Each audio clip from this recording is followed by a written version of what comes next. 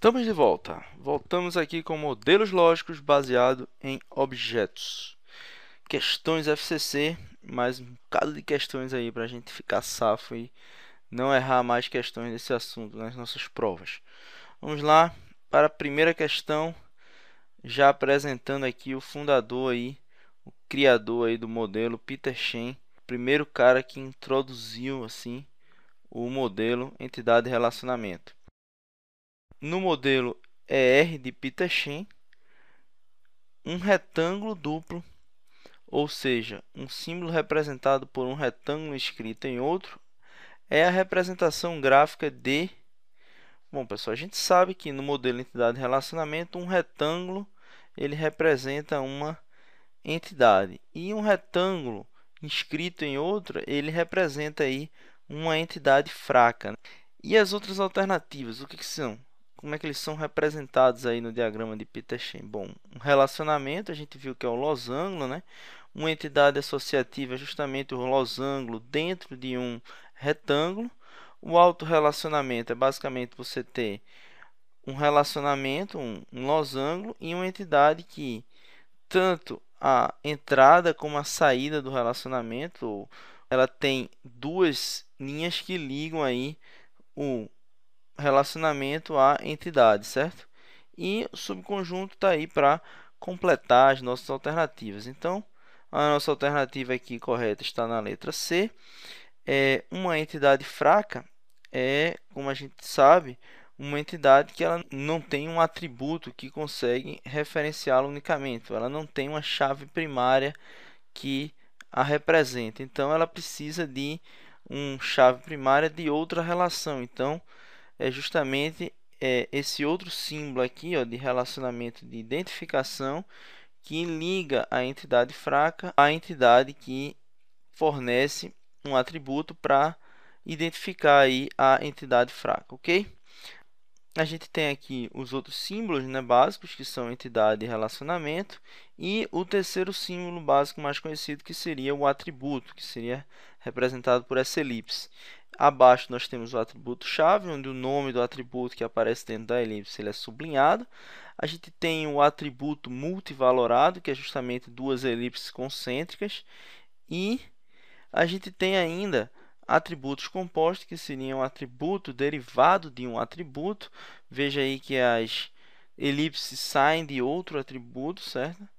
E temos também um atributo derivado, que é aquele que pode ser calculado a partir dos atributos armazenados na base de dados. Então, geralmente, o atributo derivado ele é obtido a partir de atributos que já estão na base de dados. É o caso de você ter a quantidade e o valor de um produto e você obtém aí o valor total ali dessa compra. Então, essa é uma das formas aí de você conseguir um atributo derivado. Outro exemplo clássico de atributo derivado é você ter a data de nascimento e a partir daí você calcular a idade de alguém. Então, temos aí outro exemplo de atributo derivado que é representado no modelo por essa elipse tracejada aí.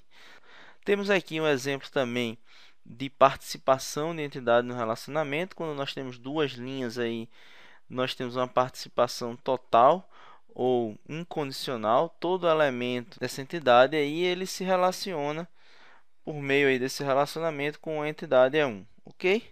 Temos aqui também a razão de cardinalidade, no caso 1 para n, entre a entidade E1 e a entidade E2. Lembrando que quando a gente lê essa representação, a gente diz que a entidade E1 pode se relacionar com n da entidade E2 e cada elemento de E2 só pode se relacionar com um elemento de E1, certo?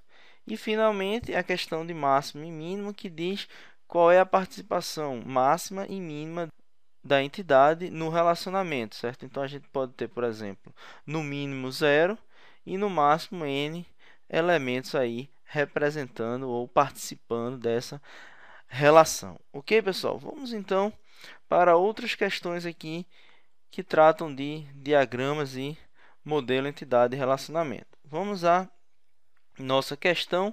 Em uma certa visão governamental, os órgãos são identificados sequencialmente a partir do número 1 dentro de cada ministério.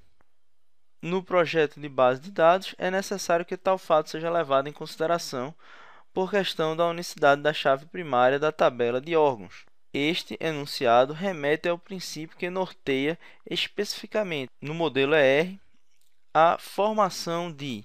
Veja que ele está dizendo que em cada ministério a gente começa através de sequencial 1. Então, imagine lá o Ministério da Pesca, um ministério muito importante. A gente teria 1, 2, 3 para cada um dos órgãos, né? E nós teríamos também no Ministério do Planejamento os órgãos lá 1, 2, 3, 4. Como é que a gente vai diferenciar lá na tabela de órgãos que o órgão 1 do Ministério do Planejamento pertence a ele, que o órgão 1 do Ministério da Pesca pertence a ele? A gente vai ter que ter um ID do Ministério do Planejamento e um ID do Ministério da Pesca para poder tornar a linha Ministério da Pesca órgão 1 única, né? Você tem aí uma chave primária composta, mas que é necessário você extrair dos ministérios a sua chave primária para poder referenciar cada linha aí da entidade e órgãos. Então, isso aí é basicamente você ter a formação de uma entidade fraca. É exatamente isso que está descrito na questão e a nossa resposta aqui, entidade fraca. Como a gente já viu, a entidade associativa é aquele losango dentro de um retângulo. O relacionamento ternário, e quando você tem três entidades se relacionando por meio de um relacionamento só. Autorrelacionamento a gente já falou sobre ele, e visibilidade não tem nada a ver com as nossas alternativas, ok? Vamos então para a próxima questão, que diz o seguinte: considerando o modelo ER, a alocação de funcionários em projetos de cardinalidade N para M necessita relacionar-se com uma entidade local de trabalho. Assim, a alocação deve ser modelada como, veja, a gente tem aí um relacionamento entre duas entidades chamada alocação e ele quer relacionar essa relação com outra relação. Então, eu preciso transformar essa relação em entidade associativa, que é basicamente você colocar aquela caixinha, né, um retângulo ao redor do losango, e a partir daí você pode ligar essa entidade associativa ao local de trabalho por meio de um relacionamento, certo? Então, a nossa resposta correta seria entidade associativa. Já falamos de entidade fraca, autorrelacionamento, atributo multivalorado, aquele velho exemplo de telefone, e identificador de local de trabalho também não tem nada a ver com a nossa resposta. Ok, pessoal? Aqui está só mais um exemplo de entidade associativa, né? Onde a gente tem aqui exatamente o que ele pede na questão, que seria uma relação não pode se relacionar com outra relação. Então, você transforma isso aqui numa entidade associativa e você pode, através disso, reservar a cardinalidade desse trecho aqui da relação, certo? Bom, vamos então seguir em frente, lembrando daquela questão que a entidade associativa ela se liga com a relação e a linha sai aqui do retângulo. Ok, pessoal? Vamos para o próximo. Em um modelo de dados, é especificado que a entidade funcionário participa do relacionamento junto à entidade departamento com no mínimo uma e no máximo n ocorrências. Tal especificação, 1 para n, é um exemplo de... Bom, já falamos sobre isso. Isso aqui é um exemplo clássico de cardinalidade, né? Não temos muito que analisar nas outras alternativas, porque ela não faz tanto sentido aí para o conjunto de conhecimento relacionado ao modelo entidade e relacionamento, certo? Aqui, só uma definição para a razão de cardinalidade, né? Para um relacionamento binário, especifica o número máximo de instância de um relacionamento em que uma entidade pode participar. E aqui nós temos as possibilidades, que seria 1 para 1, 1 para n, n para 1, que seria exatamente o simétrico aí, e m para n, que seria você poder ter a quantidade qualquer de cada um dos dois lados. Aqui está um exemplo, né, da cardinalidade de 1 para n. Como eu falei, aqui a gente está dizendo que E1 se relaciona com n elementos de E2 e que cada elemento de E2 se relaciona apenas com um elemento de E1. Ok, pessoal? Vamos então para a próxima questão, uma questão bastante interessante que mostra aí a questão da cardinalidade mínima e máxima que a gente viu lá nos diagramas no início desse bloco, né? Então, a gente tem aí, analise o diagrama entidade e relacionamento e, após analisar, as cardinalidades apresentadas significam que, veja, aqui a gente tem duas cardinalidades, né? A gente sabe que B se relaciona com um e apenas um elemento de A e que A se relaciona com zero ou até N elementos de B. Então, vamos ver onde é que está uma dessas duas alternativas, certo? B se relaciona com uma e apenas uma ocorrência de A. É a nossa resposta, né? Matamos a questão aqui de cara. A outra opção seria A se relaciona com zero ou N elementos de B, que provavelmente não deve estar em nenhuma das outras alternativas. Vamos ler as outras alternativas e ver o que elas estão dizendo. B se relaciona com nenhum ou muitas ocorrências de A. Então, veja que B se relaciona com uma e apenas uma ocorrência de A, como vimos na letra anterior. B se relaciona com nenhuma ou apenas uma ocorrência de A, também não é. A se relaciona com uma ou muitas ocorrências de B, não é o caso, que a gente tem a opção de zero aí, né? Então, seria com nenhuma ou muitas ocorrências de B. E A se relaciona com uma e apenas uma ocorrência de B, também não é a nossa resposta. Então, nossa resposta correta está aqui na letra B. Vamos, então, seguindo em frente para a nossa próxima questão, que também é uma questão muito interessante aí da FCC. Uma questão bem criativa, por sinal, e ele força você a um entendimento um pouco mais aprofundado dessas cardinalidades máxima e mínima. Vamos ver o que ele pede, né? Com relação à implementação de relacionamentos em projetos de SGBD, considere. Então, veja que ele tem aqui, ó, cardinalidade mínima e máxima para cada um dos relacionamentos. Aqui nós temos 0 e 1, 0 e 1. Aqui nós temos um 1 e um 1. Aqui nós temos um 1 e um n. E, finalmente, nós temos 0n e 0n como cardinalidade mínimas e máximas, certo? Então, vamos ver o que ele pede na questão, né? Dependendo do tipo de relacionamento, uma forma básica de tradução, aí tem as opções, né? Tabela própria, colunas adicionais e fusão de tabelas, ou é usada preferencialmente ou é usada alternativamente, ou nem deve ser usada. Nos tipos de relacionamentos apresentados acima, no caso, na questão estava acima, eu coloquei aqui novamente, a alternativa de implementação de colunas adicionais é usada preferencialmente apenas em.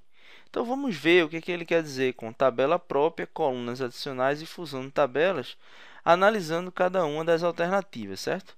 O primeiro exemplo é um exemplo de colunas adicionais. Por quê? Bom, para responder essa questão, vamos usar um pouquinho aqui de teoria dos conjuntos. Veja que nós temos aí um relacionamento entre uma entidade A e uma entidade B, onde alguns elementos de A se relacionam com um e apenas um elemento de B. Os outros elementos de A não se relacionam com nenhum elemento de B, da mesma forma, ao contrário, alguns elementos de B não se relacionam com nenhum elemento de A. Para representar isso no modelo, nós temos as duas entidades, mas a gente quer mostrar aqui que existe um relacionamento entre elas. Então, a gente escolhe aleatoriamente uma das duas para ter o identificador da outra, que seria mais uma coluna, como chave estrangeira. No meu caso aqui, eu escolhi que B vai ceder a sua chave, ou vai ter a sua chave como chave estrangeira na entidade A. Então, veja que nós simplesmente adicionamos uma coluna e aqui a gente mantém aquela chamada restrição de integridade referencial. Toda vez que o elemento A não se relacionar com nenhum elemento de B, aqui na entidade nós vamos ter null, né? Que não é nenhum problema para a integridade referencial. E toda vez que B não se relacionar com nenhum elemento da entidade A, nós simplesmente definiríamos B aqui e não teríamos nenhum problema, porque nós não temos aqui o relacionamento com a entidade A, nem é preciso fazer os dois sentidos da relação. Basicamente, se a gente coloca aqui o ID de B, a gente consegue fechar aí um ciclo, né? Então, o que a gente fez aqui foi criar uma coluna adicional. Ok, pessoal? Então, vemos que a alternativa 1, criamos uma coluna adicional. Vamos agora, então, para a alternativa 2, onde nós temos o seguinte cenário, né? A gente tem aqui, voltando à nossa teoria dos conjuntos, cada elemento de A se relacionando com um e apenas um elemento de B e vice-versa, né? B tem cada um dos seus elementos se relacionando com um e apenas um dos elementos de A. Então, o que a gente pode ter? A partir das duas relações, a gente consegue concluir o seguinte: existe uma relação direta entre a chave de A e a chave de B. Por quê?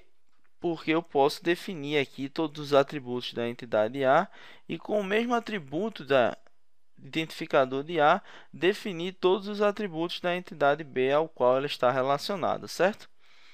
Então, você pode simplesmente escolher se vai ficar com o identificador de A ou o identificador de B e fundir as duas tabelas. No meu caso aqui, eu escolhi ficar com o identificador de A e fundir a tabela B aqui, coloquei os atributos de B nessa tabela de cá, certo, pessoal? Então, aqui nós temos um exemplo de fusão de tabelas.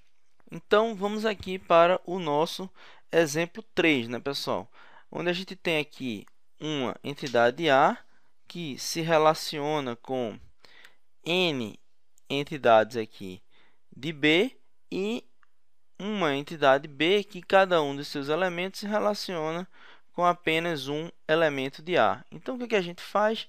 A gente tem novamente as duas entidades aqui e, neste caso, não é indiferente você associar o atributo da entidade A à entidade B ou vice-versa.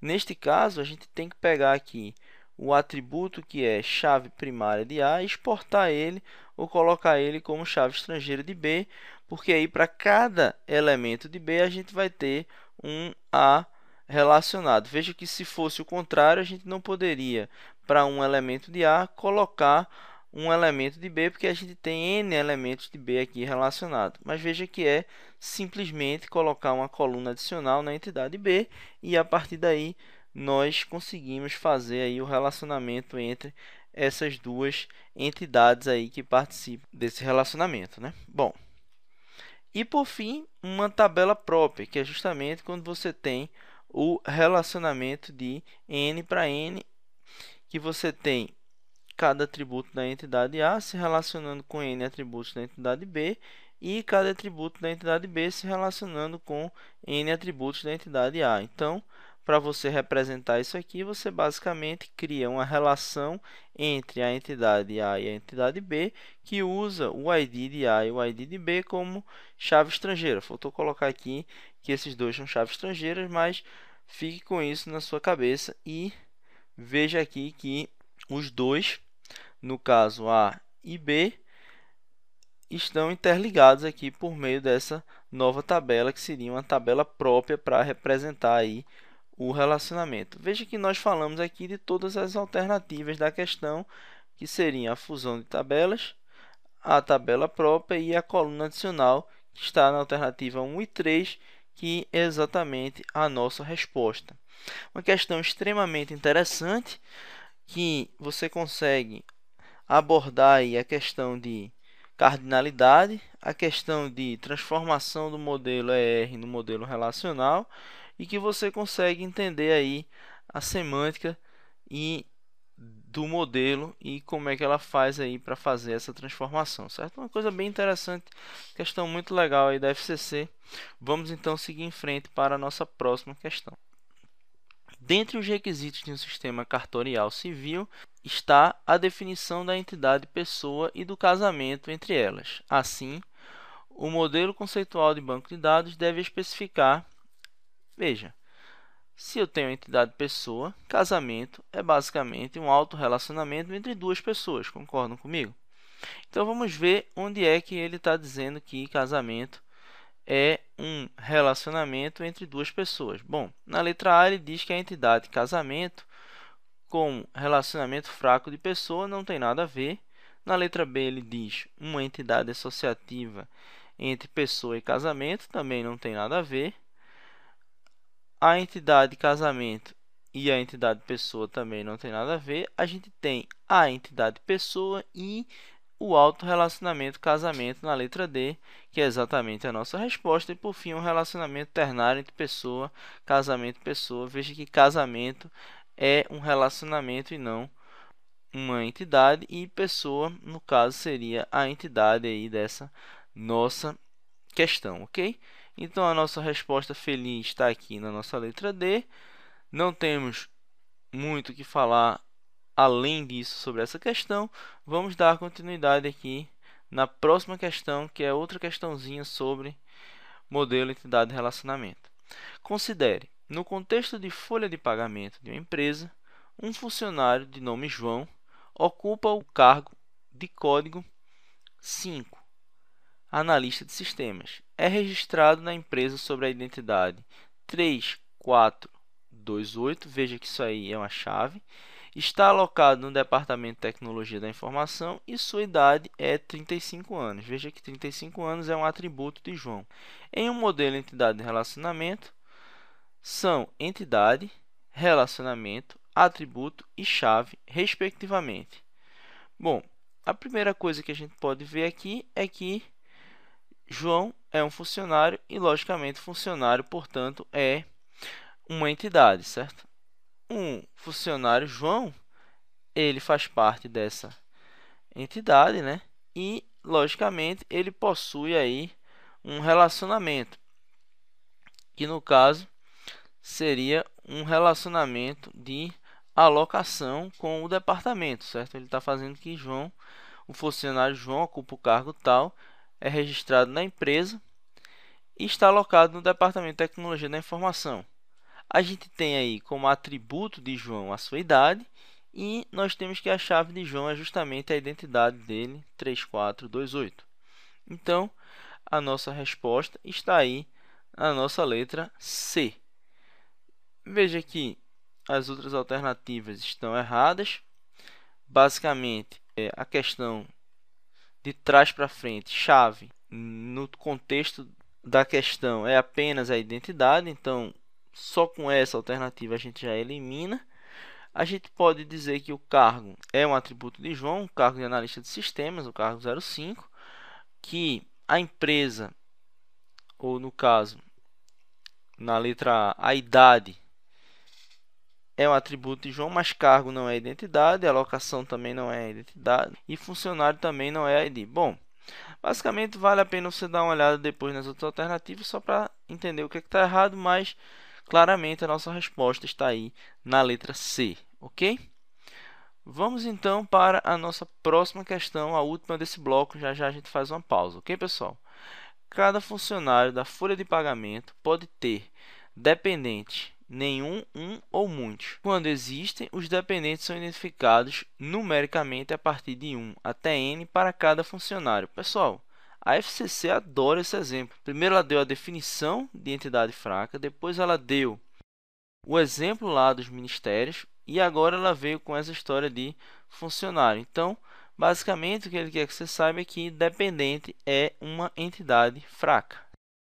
Dependente não é uma entidade associativa, funcionário é uma entidade forte, que vai ser interligada com dependente por meio de um relacionamento identificador. Funcionário não é uma entidade associativa e funcionário dependente também não são entidade fraca, no caso, apenas dependente é uma entidade fraca. Ok, pessoal? Com isso, a gente faz uma pequena pausa e já já a gente volta com mais questões da FCC, ok? Forte abraço, até daqui a pouco.